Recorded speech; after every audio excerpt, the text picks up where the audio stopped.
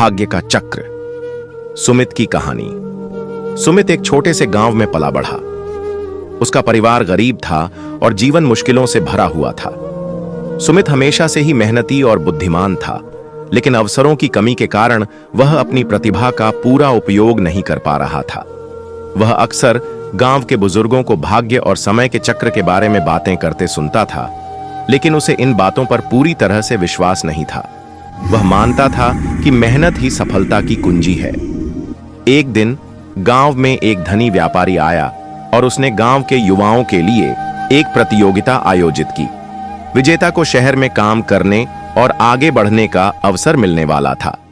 सुमित ने अपनी पूरी मेहनत और लगन से प्रतियोगिता में भाग लिया और प्रथम स्थान प्राप्त किया। यह उसके जीवन का पहला बड़ा बदलाव था। शहर में सुमित ने खूब मेहनत की और अपनी ईमानदारी और कार्यकुशलता से जल्द ही अपने मालिक का विश्वास जीत लिया। कुछ ही वर्षों में वह उस व्यापारी के व्यापार में एक महत्वपूर्ण स्थान पर पहुंच गया। उसके भाग्य का पहिया घूम रहा था। गरीबी से निकलकर उसने अच्छी आर्थिक स्थिति प्राप्त कर ली थी, लेकिन भाग्य का चक्र हमेशा एक जैसा नहीं रहता। कुछ वर्षों बाद व्यापारी के व्यवसाय में भारी नुकसान हुआ और उसे अपना सब कुछ बेचना पड़ा। सुमित भी बेरोजगार हो गया और फिर से उसी चौराहे पर खड़ा था जहां से उसने शुरुआत की थी। इस बार वह निराश और हताश महसूस कर रहा था।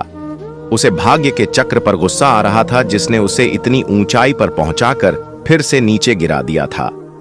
एक रात वह उदास होकर एक पार्क में बैठा था। तभी उसकी मुलाकात एक बूढ़े व्यक्ति से हुई।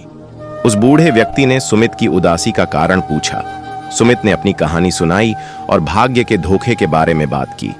बूढ़े व्यक्ति ने मुस्कुराते हुए कहा, बेटा, भाग्य एक पहिए की तरह है। यह घूमता रहता है। कभी तुम ऊपर होते हो, कभी नीचे। महत्वपूर्ण यह नहीं है कि पहिया कहां है, बल्कि यह है कि तुम हर स्थिति का सामना कैसे करते हो। जब तुम ऊपर थे तो तुमने मेहनत और ईमानदारी दिखाई। अब जब पहिया नीचे है तो क्या तुम अपनी उन खूबियों को भूल जाओगे? बूढ़े व्यक्ति की बातों ने सुमित की आंखें खोल दी। उसे एहसास हुआ कि भाग्य बाहरी परिस्थितियों का नाम है, जबकि उसका अपना चरित्र और कर्म उसके अपने हाथ में है। उसने हार न मानने का फैसला किया। सुमित ने छोटे मोटे काम करना शुरू किया और धीरे धीरे अपने संपर्क और अनुभव का उपयोग करके एक नया व्यवसाय शुरू किया। इस बार वह और भी अधिक सतर्क और समझदार था। उसने जोखिमों को ध्यान से समझा और धीरे धीरे अपने व्यवसाय को बढ़ाया। समय बीतता गया और सुमित फिर से सफल हो गया। इस बार उसकी सफलता और भी मजबूत थी, क्योंकि यह केवल भाग्य पर निर्भर नहीं थी, बल्कि उसकी अपनी मेहनत, सीख और अनुभवों पर आधारित थी। उसने समझ लिया था कि भाग्य का चक्र घूमता जरूर है, लेकिन उस चक्र पर सवार व्यक्ति का रवैया और प्रयास ही अंततः उसकी दिशा तय करते हैं। सुमित ने कभी भी अपनी पिछली सफलता को अहंकार में नहीं बदला और न ही असफलता में निराश हुआ। वह जानता था कि जीवन में उतार चढ़ाव आते रहते हैं और महत्वपूर्ण यह है कि हर परिस्थिति में संतुलित और सकारात्मक रहा जाए। भाग्य का चक्र घूमता रहा, लेकिन सुमित ने सीख लिया था कि अपने कर्मों के पहिए को कैसे सही दिशा में घुमाया जाए। यह कहानी हमें सिखाती है कि भाग्य में परिवर्तन आते रहते हैं, लेकिन हमारी प्रतिक्रिया, हमारी मेहनत और हमारा चरित्र ही अंततः हमारे जीवन की दिशा तय करते हैं। हमें हर परिस्थिति का साहस और समझदारी से सामना करना चाहिए। सुमित ने अपना भाग्य कई महत्वपूर्ण तरीकों से बदला। मेहनत और लगन। गरीबी में पलने के बावजूद सुमित हमेशा मेहनती और बुद्धिमान था। उसने गांव में आयोजित प्रतियोगिता में पूरी लगन से भाग लिया और सफलता प्राप्त की, जिसने उसे शहर में आगे बढ़ने का अवसर दिया। शहर में भी उसने अपनी मेहनत जारी रखी और अपने काम के प्रति निष्ठा दिखाई। अवसरों का सदुपयोग। जब उसे शहर में काम करने का अवसर मिला तो उसने उसे व्यर्थ नहीं जाने दिया। उसने पूरी मेहनत से काम किया और अपने कौशल और ईमानदारी से अपने मालिक का विश्वास जीता। सकारात्मक रवैया और हार न मानना। जब व्यापार में नुकसान के कारण वह बेरोजगार हो गया तो शुरुआत में वह निराश हुआ, लेकिन बूढ़े व्यक्ति की सलाह ने उसे एक नया दृष्टिकोण दिया। उसने हार नहीं मानी और छोटे मोटे काम करके भी अपनी कोशिश जारी रखी। अनुभव से सीखना। अपनी पहली सफलता के बाद असफलता का सामना करने से सुमित ने महत्वपूर्ण सबक सीखा। जब उसने दोबारा व्यवसाय शुरू किया तो वह अधिक सतर्क और समझदार था। उसने जोखिमों को ध्यान से समझा और धीरे धीरे अपने व्यवसाय को बढ़ाया। आंतरिक शक्ति और दृढ़ संकल्प। सुमित ने बाहरी परिस्थितियों, भाग्य के चक्र पर निर्भर रहने के बजाय अपनी आंतरिक शक्ति और दृढ़ संकल्प पर भरोसा किया। उसने यह समझा कि उसका अपना चरित्र और कर्म ही अंततः उसकी सफलता की दिशा तय करेंगे। संतुलित दृष्टिकोण। सुमित ने अपनी सफलता को अहंकार में नहीं बदला और न ही असफलता में निराश हुआ। उसने जीवन के उतार चढ़ावों को स्वीकार किया और हर परिस्थिति में संतुलित और सकारात्मक रहने का प्रयास किया। संक्षेप में, सुमित ने अपना भाग्य केवल बाहरी परिस्थितियों के बदलने से नहीं, बल्कि अपने निरंतर प्रयास, सकारात्मक दृष्टिकोण, अनुभवों से सीखने की क्षमता और अपनी आंतरिक शक्ति पर विश्वास के माध्यम से बदला। उसने यह साबित किया कि भले ही भाग्य का चक्र घूमता रहे, लेकिन एक व्यक्ति अपनी मेहनत और सही सोच से अपनी दिशा बदल सकता है। भाग्य का चक्र एक रूपक है जो जीवन में परिवर्तन, उतार चढ़ाव और अनिश्चितता को दर्शाता है। यह विचार कई संस्कृतियों और दर्शनों में पाया जाता है और इसका कोई एक निश्चित तरीका नहीं है कि यह कैसे चलता है। हालांकि कुछ सामान्य अवधारणाएं हैं जो इसे समझने में मदद करती हैं। 1. अनिश्चितता और परिवर्तन। पहिए की तरह भाग्य हमेशा घूमता रहता है। जो आज ऊपर है वह कल नीचे हो सकता है और इसके विपरीत। जीवन अप्रत्याशित है और परिस्थितियां अचानक बदल सकती हैं, चाहे अच्छी हो या बुरी। यह चक्र हमें सिखाता है कि किसी भी स्थिति को स्थायी नहीं मानना चाहिए, चाहे वह सुखद हो या दुखद। 2. कर्म और परिणाम। भारतीय दर्शन विशेष रूप से हिंदू धर्म और बौद्ध धर्म में भाग्य के चक्र को कर्म के सिद्धांत से जोड़ा जाता है। कर्म का अर्थ है क्रिया। हर क्रिया, चाहे वह शारीरिक हो, मानसिक हो या भावनात्मक, उसका एक परिणाम होता है जो इस जीवन में या भविष्य के जन्मों में वापस आता है। अच्छे कर्म अच्छे परिणाम लाते हैं और बुरे कर्म बुरे परिणाम। इस प्रकार भाग्य का चक्र हमारे अपने कर्मों से ही चलता है। यह विचार व्यक्ति को अपने कार्यों के लिए जिम्मेदार बनाता है और सिखाता है कि वर्तमान परिस्थितियां अतीत के कर्मों का परिणाम हैं और वर्तमान कर्म भविष्य को आकार देंगे। 3. समय और परिस्थितियां। भाग्य का चक्र समय और परिस्थितियों से भी प्रभावित होता है। सही समय और अनुकूल परिस्थितियां किसी के भाग्य को ऊपर उठा सकती हैं, जबकि विपरीत परिस्थितियां नीचे गिरा सकती हैं। यह याद दिलाता है कि हमें धैर्य रखना चाहिए और समय के साथ बदलाव को स्वीकार करना चाहिए। 4. मानवीय प्रतिक्रिया। हालांकि भाग्य में परिवर्तन अपरिहार्य है, हमारी प्रतिक्रिया उन परिवर्तनों को झेलने और उनसे सीखने के तरीके को प्रभावित करती है। सकारात्मक दृष्टिकोण, लचीलापन और अनुकूलनशीलता हमें भाग्य के बुरे दौर से निकलने और अच्छे दौर का आनंद लेने में मदद करते हैं। 5. प्रतीकात्मक प्रतिनिधित्व। कई संस्कृतियों में भाग्य के चक्र को देवी देवताओं जैसे रोमन देवी फोर्टूना से जोड़ा गया है, जो इस पहिए को घुमाते हैं। यह भाग्य की अनियंत्रित और अप्रत्याशित प्रकृति का प्रतीक है। सुमित की कहानी के संदर्भ में, सुमित की कहानी दिखाती है कि भाग्य का चक्र कैसे घूमता है। वह गरीबी से सफलता की ओर बढ़ता है, फिर असफलता का सामना करता है, लेकिन अपनी मेहनत और सकारात्मक दृष्टिकोण से फिर से सफलता प्राप्त करता है। इस कहानी में भाग्य का चक्र बाहरी परिस्थितियों में बदलाव का प्रतिनिधित्व करता है, जबकि सुमित का अपना कर्म, मेहनत, लगन, हार न मानना उसे उस चक्र के साथ तालमेल बिठाने और अंततः अपने जीवन की दिशा को प्रभावित करने में मदद करता है।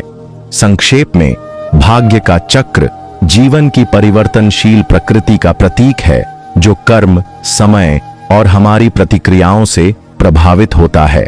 गौतम बुद्ध की कहानियों में सीधे तौर पर भाग्य का चक्र शब्द का उपयोग शायद नहीं मिलता, क्योंकि उनकी शिक्षाएं कर्म, कारण और प्रभाव और व्यक्तिगत प्रयास पर अधिक केंद्रित हैं।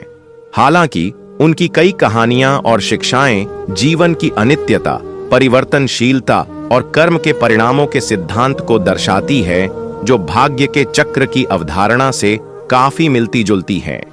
यहाँ कुछ पहलू हैं जो गौतम बुद्ध की शिक्षाओं में भाग्य के चक्र के विचार को दर्शाते हैं। अनित्यता, अनिका। बुद्ध की एक प्रमुख शिक्षा अनित्यता है, जिसका अर्थ है कि सब कुछ क्षणिक और परिवर्तनशील है। कोई भी चीज स्थायी नहीं है, न सुख, न दुख, न संपत्ति, न ही जीवन। यह अनित्यता का सिद्धांत भाग्य के चक्र के निरंतर घूमने वाले स्वभाव को दर्शाता है। परिस्थितियां बदलती रहती हैं और हमें इस परिवर्तन को स्वीकार करना सीखना चाहिए। दुख, दुखा। बुद्ध ने जीवन को दुखमय बताया, जिसका अर्थ है असंतोष, पीड़ा या दुख। यह दुख जीवन की अनिश्चितता और परिवर्तन से जुड़ा हुआ है। जब चीजें बदलती हैं और हमारी इच्छाओं के अनुरूप नहीं होती हैं, तो दुख उत्पन्न होता है। भाग्य का चक्र हमें दिखाता है कि सुख और दुख जीवन के अभिन्न अंग हैं और वे बारी बारी से आते रहते हैं। कर्म, कर्मा। बुद्ध की शिक्षाओं में कर्म का सिद्धांत केंद्रीय है। कर्म का अर्थ है क्रिया, और इसमें हमारे विचार, शब्द और कार्य शामिल हैं। हर कर्म का एक परिणाम होता है, जो इस जीवन में या भविष्य के जन्मों में अनुभव किया जा सकता है। यह कर्म का सिद्धांत भाग्य के चक्र के पीछे की प्रेरक शक्ति है। हमारे अच्छे कर्म अच्छे परिणाम लाते हैं और बुरे कर्म बुरे परिणाम। इस प्रकार हम अपने भाग्य के चक्र को अपने कर्मों से प्रभावित करते हैं। पुनर्जन्म, रीबर्थ। बौद्ध धर्म पुनर्जन्म में विश्वास करता है, जो कर्म के चक्र से जुड़ा हुआ है। हमारे वर्तमान कर्म हमारे भविष्य के जन्मों की परिस्थितियों को निर्धारित करते हैं। यह पुनर्जन्म का चक्र भी भाग्य के चक्र के एक विस्तारित रूप को दर्शाता है, जहां जीवन और मृत्यु का क्रम चलता रहता है और हमारी कर्मिक ऊर्जा हमें विभिन्न योनियों में ले जाती है। एक संबंधित कहानी। एक प्रसिद्ध बौद्ध कहानी है अंगुलीमाल की। अंगुलीमाल एक क्रूर हत्यारा था, जिसने कई लोगों को मारा था। जब वह बुद्ध के संपर्क में आया, तो बुद्ध की करुणा और शिक्षाओं ने उसके हृदय को परिवर्तित कर दिया। अंगुलीमाल ने अपनी हिंसक राह छोड़ दी और बुद्ध का शिष्य बन गया। इस कहानी में अंगुलीमाल के जीवन में एक नाटकीय परिवर्तन आता है।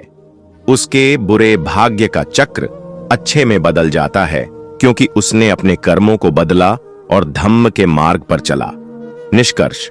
हालांकि गौतम बुद्ध ने सीधे भाग्य का चक्र शब्द का उपयोग नहीं किया होगा, उनकी शिक्षाएं अनित्यता, दुख, कर्म और पुनर्जन्म के सिद्धांतों के माध्यम से उस विचार को समाहित करती हैं। उनकी कहानियां दिखाती हैं कि जीवन परिवर्तनशील है, दुख स्वाभाविक है और हमारे कर्म हमारे अनुभवों को आकार देते हैं। बुद्ध की शिक्षाएं हमें सिखाती हैं कि हम अपने कर्मों को शुद्ध करके और सही मार्ग। यह माना जाता है कि हमारा भाग्य जटिल रूप से हमारे कर्मों से जुड़ा हुआ है। कोई एक व्यक्ति या शक्ति विशेष रूप से बैठकर हमारा भाग्य नहीं लिखता, बल्कि यह हमारे पिछले जन्मों और इस जन्म के कर्मों के संचित प्रभाव से आकार लेता है। इसे समझने के लिए कुछ मुख्य अवधारणाएं हैं। कर्म का सिद्धांत। हिंदू धर्म में कर्म का अर्थ है क्रिया। यह माना जाता है कि हर क्रिया, चाहे वह शारीरिक हो, मानसिक हो या भावनात्मक, उसका एक परिणाम होता है जो वर्तमान या भविष्य के जन्मों में हमारे जीवन को प्रभावित करता है। अच्छे कर्म सकारात्मक फल देते हैं और बुरे कर्म नकारात्मक फल देते हैं। संचित कर्म, संचिता कर्मा। यह हमारे पिछले सभी जन्मों के कर्मों का भंडार है। प्रारब्ध कर्म, प्रारब्धा कर्मा। यह संचित कर्म का वह हिस्सा है जो इस जन्म में फल देने के लिए तैयार है। इसे अक्सर भाग्य का लिखा कहा जाता है, क्योंकि यह हमारे वर्तमान जीवन की परिस्थितियों को काफी हद तक निर्धारित करता है। क्रियमाण कर्म, क्रियमाना कर्मा। यह वह कर्म है जो हम इस वर्तमान जीवन में करते हैं। ये कर्म भविष्य के प्रारब्ध को प्रभावित करते हैं। तो हमारे भाग्य को कौन लिखता है? सीधे शब्दों में कहें तो हम स्वयं ही अपने भाग्य के लेखक हैं, अपने कर्मों के माध्यम से। हमारे पिछले कर्मों ने हमारे वर्तमान भाग्य की नींव रखी है और वर्तमान में किए जा रहे कर्म हमारे भविष्य के भाग्य को आकार दे रहे हैं। हालांकि कुछ संदर्भों में ऐसा कहा जाता है कि ब्रह्मा, जो सृष्टि के देवता हैं, ने जन्म के समय हमारे भाग्य को लिख दिया था। यह प्रारब्ध कर्म के उस हिस्से को संदर्भित कर सकता है जिसे इस जन्म में भोगना तय है। लेकिन यह भी ध्यान रखना महत्वपूर्ण है कि हमारे पास स्वतंत्र इच्छा शक्ति, फ्री विल भी है, जिसका उपयोग करके हम वर्तमान में अच्छे कर्म कर सकते हैं और अपने भविष्य के भाग्य को प्रभावित कर सकते हैं।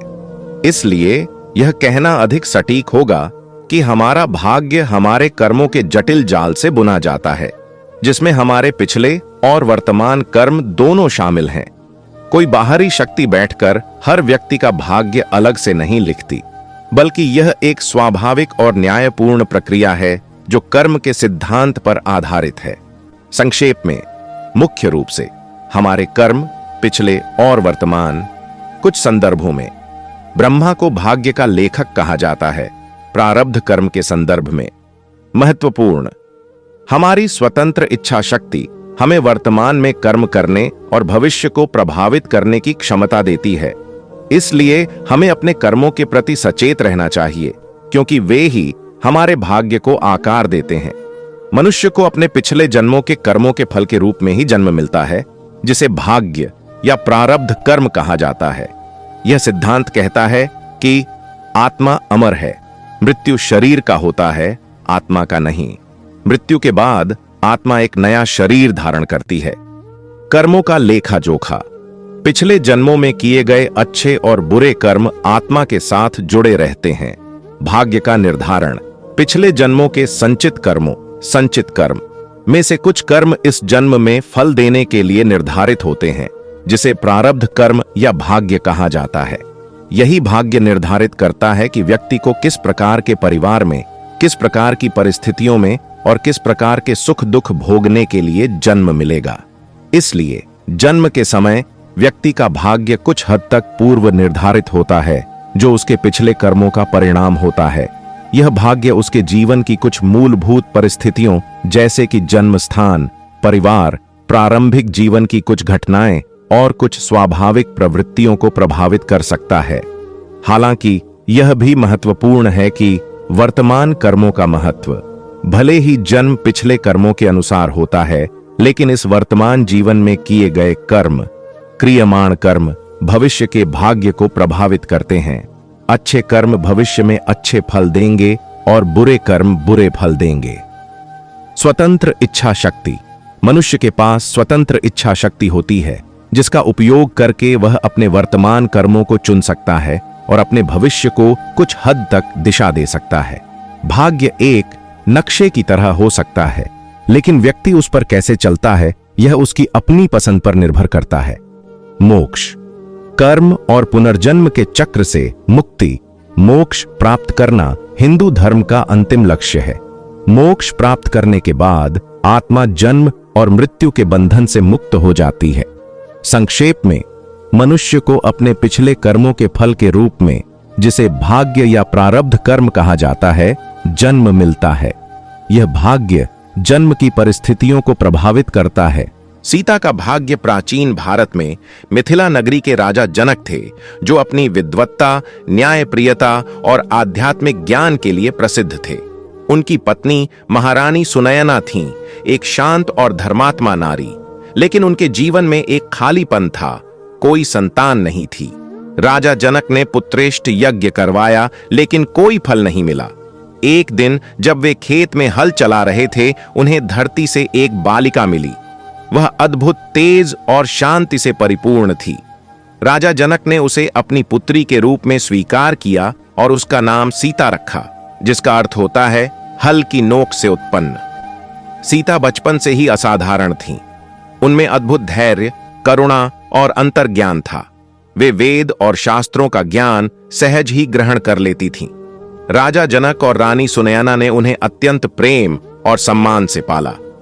जैसे जैसे सीता बड़ी हुईं, उनकी सुंदरता और गुण चारों दिशाओं में फैल गए। अनेक राजकुमार उनसे विवाह करने के इच्छुक थे।